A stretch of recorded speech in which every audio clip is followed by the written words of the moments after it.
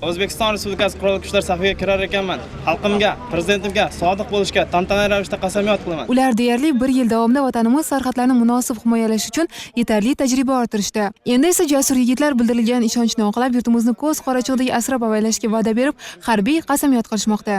Bolaligimda o'rtoqlarim bilan yugurib o'ynab yurgan vaqtlarimda harbiy akalarimni, askarlarni ko'rib, kelgusida men ham albatta qurolli kuchlar safiga qo'shilishimni va kelajakda O'zbekiston, mustaqil O'zbekistonimizning ravnaqi yo'lida xizmat qilishni o'zim uchun bir maqsad sifatida qo'ygandim. Bugun men mana shu niyatimga erishib turibman va buning natijasi o'laroq bugun barcha safdoshlarim va shu kabi men ham harbiy qasamyod qabul qildim. Zero ona yurtimiz baxti iqboli va buyuk kelajagi yo'lida xizmat qilish eng oliy saodatdir. Xalqimga, prezidentimga sodiq bo'lishga tantanali ravishda qasamyod qilaman. Albatta, harbiy qasamyod har bir yigit uchun sharaf.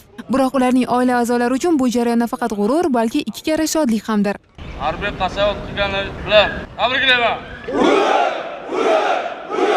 Mana bugun biz akamning qasamyotiga keldik. Mana shu akam harbiyda xizmat qilganidan biz xursandmiz. Ular harbiy xizmatda chiniqadi, o'rganadi. Haqiqiy vatanni sevadigan inson bo'lib yetishganlardan xursandmiz. Barcha onalar qatori men ham o'g'limni bugun shunday yigit bo'lib yetishganidan chin dilimdan xursand bo'ldim. Tadbir yakunida Hasan Qozoqboyev kabi askarlarga ularning oila a'zolari ishonch bildirib, harbiy qasamyod bilan tabriklashdi. Zeroki mard yigitlarning kelgusidagi faoliyatlarda ana shunday yaqinlarning qo'llab-quvvatlashi muhimdir.